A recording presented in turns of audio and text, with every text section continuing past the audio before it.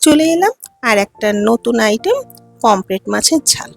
খুব কম তেলে কিভাবে পমফ্রেট মাছের ঝালটা করব সেটাই দেখাচ্ছি। দেখো, অল্প করে তেল দিয়েছি, দিয়ে নুন হলুদ মাখানো পমফ্রেট মাছগুলো ভাজতে বসিয়ে দিচ্ছি। এবার লক্ষ্য করো, আমি একটা করে মাছ দিচ্ছি আর ঢেকে দিচ্ছি।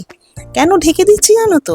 যাতে কম তেলে মাছটা ভালো করে ভাজা যায় এবং ঘরে না যাতে তেল ওড়ে, তার জন্য ঢেকে ঢেকে রান্না।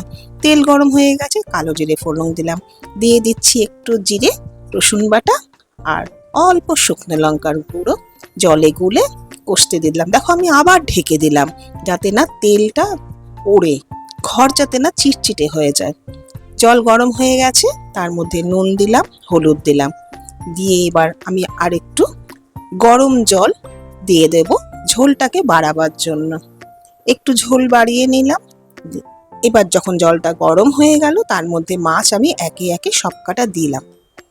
দিয়ে দেখো তোমরা সবাই, আমি আবার এটা থালা দিয়ে ঢেকে দিচ্ছি।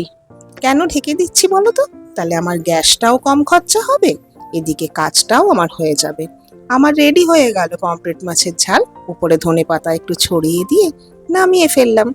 তোমরাও এটা করে দেখো, করে কেমন লাগছে জানাতে ভুলো না কিন্তু।